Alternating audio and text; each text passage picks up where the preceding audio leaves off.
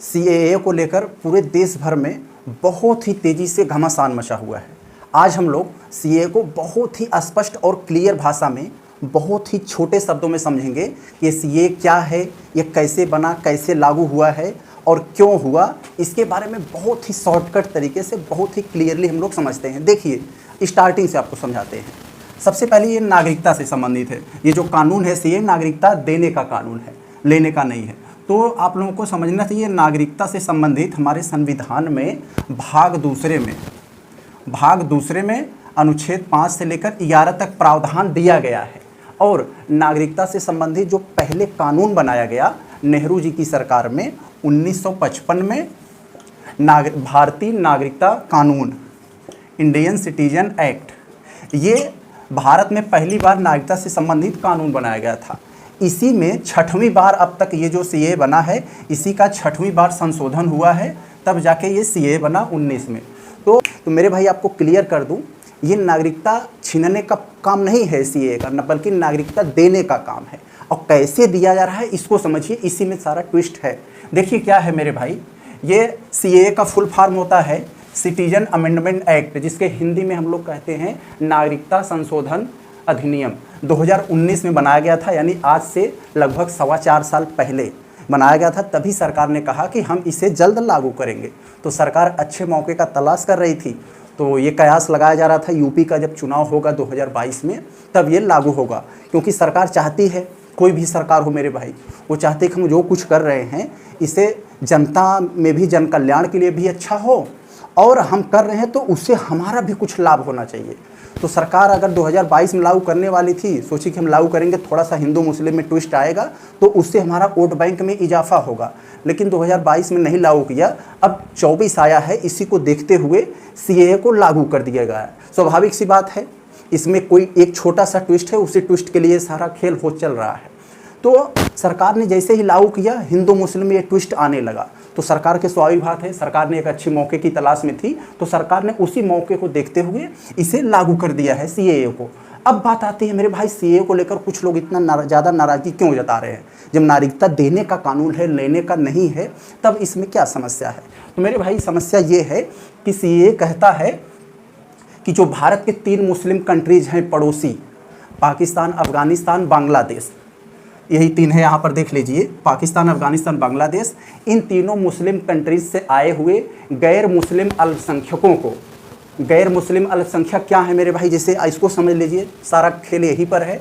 जैसे भारत, यहाँ बहुसंख्यक हिंदू है, समझ रहे हैं ना, और जो अन्य जो धर्म के लोग हैं वो अल्पसंख्यक में गिने जाते हैं। तो हमारे भारत में क्या होता है मेरे भाई, जिस तरह से बहुसंख्यक और को अधिकार पूरा हर तरह से मतलब समानता का रखा गया है, बिल्कुल उसी तरह, यानी यहाँ बहुसंख्यक अल्पसंख्यक में जरा सा भी भेदभाव नहीं है। अल्पसंख्यकों के साथ भारत में जरा सा भी उत्पीड़न नहीं होता है। जो चीज़ें बहुसंख्यक के लिए है वही अल्पसंख्यक के लिए है। लेकिन मेरे भाई ये सब जो मुस्लिम कंट्रीज हैं, पाकिस्तान, अफगानिस्तान, बांग्लादेश, यहाँ पर क्या होता है, बहुसंख्यक तो मुस्लिम हैं, लेकिन जो अल्पसंख्यक हैं जैसे हिंदू, बौद्ध, जैन, सिख, ईसाई, पारसी, यहाँ के जो अल्पसंख्यक हैं इनके साथ बहुत ज़्यादती की जाती है, इनके साथ बहुत उत्पीड़न किया जाता है। इसी उत्पीड़न को झेलते झेलते बेचारे तंग आ गए, और उनको पता है कि हम भारत में भाग जाएंगे तो कम से कम वहाँ शांति से रह सकेंगे। तो इसी उत्पीड़न को झेलते हुए वहाँ के जो अल्पसंख्यक हैं, अल्पसंख्यक कौन, हिंदू, बौद्ध, जैन, सिख, ईसाई, पारसी, ये लोग अपने जीवन में शांति के लिए, उत्पीड़न झेलने से बचने के लिए भाग कर आए, जैसे बांग्लादेश, असम इत्यादि इलाकों में आकर बस गए, और इनको कहीं और जगह नहीं था बसने का, आकर यहाँ पर बस गए। तो सरकार ने कहा यही जो इन्हीं तीनों देश से आए हुए गैर मुस्लिम अल्पसंख्यक हैं, इन्हीं को हम नागरिकता प्रदान करेंगे। तो यहाँ पर बात उठने लगी, भैया मुस्लिमों को क्यों नहीं दे रहे हैं आप? इसमें तो सारे धर्म हैं, लेकिन मुस्लिम कहाँ है? मुस्लिम भी तो भाग के आए होंगे कुछ। तो सरकार का कहना है कि मुस्लिम इसलिए नहीं क्योंकि वहाँ मुस्लिम बहुसंख्यक है, बहुसंख्यकों के साथ वहाँ उत्पीड़न नहीं होगा, लेकिन अल्पसंख्यकों के साथ होगा। यहाँ के मुस्लिम अगर वहाँ चले जाएंगे तो हो सकता है वो देश वाले अपने मुस्लिम को अपना लेंगे, लेकिन अगर ये सब बेचारे जाएंगे तो इनके साथ बहुत ज़्यादा उत्पीड़न और होगा। तो इसलिए मुस्लिम को, इसमें जो इन देशों से मुस्लिम आए हैं उनको नागरिकता नहीं दी जाएगी, और जो अन्य धर्म के लोग आए हैं, ये 6 धर्म के लोगों को, इनको नागरिकता प्रदान की जाएगी। मेरे भाई कब इसमें ये सरकार ने एक डेट फिक्स किया है, 14 दिसंबर 2014 के पहले जो आए हैं ये धर्म के लोग, इन तीनों देशों से इतने धर्म के लोग, 31 दिसंबर 2014 के पहले ये जो लोग भारत में आए हैं इनको सरकार नागरिकता प्रदान देगी। और सरकार ने कहा कि हमारे पास 31,000 से ऊपर लोगों को सरकार नागरिकता देगी। इसमें सरकार का भी बहुत बड़ा स्वार्थ है साथियों, समझना पड़े। मैं पहले कहा हर एक सरकार का कुछ न कुछ अपना स्वार्थ होता है कि हम समाज के लिए कुछ अच्छा कर रहे हैं तो उसका फ़ायदा हमें मिलना चाहिए। अभी मैं बता रहा हूँ क्या है। तो सरकार कुल 31,000 से प्लस लोगों को नागरिकता यहाँ पर देगी, और जिसमें मुस्लिम नहीं है, बाकी अन्य धर्म के लोग हैं।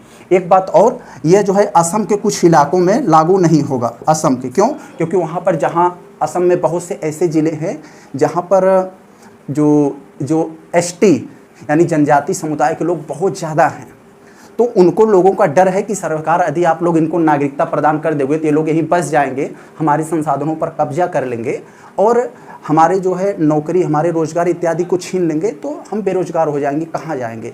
तो उन इलाकों में नागरिकता प्रदान नहीं की जाएगी जहाँ जनजातीय क्षेत्र बहुत ज़्यादा हैं, तो बाकी अन्य में किया जाएगा।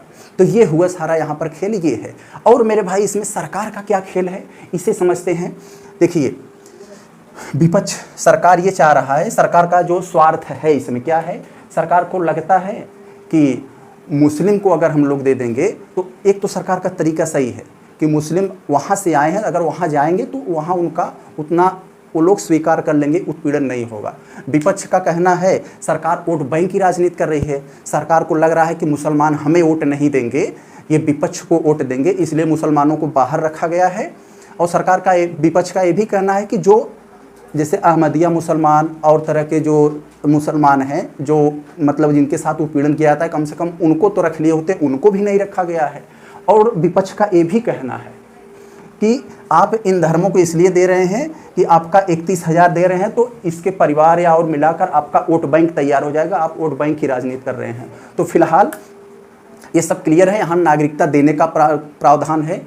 बात ये है हमारे साथ, कौन आ रहा है क्या?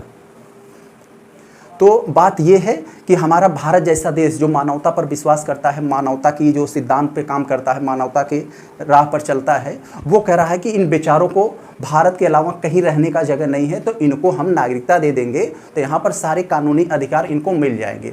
तो ये हुआ मेरे भाई, सीए को कोई डरने की ज़रूरत नहीं है। इसमें सरकार इन बेसहारा लोगों को जो भाग कर आए हैं, जो गैर मुस्लिम अल्पसंख्यक हैं, इनको नागरिकता देने का काम कर रही है।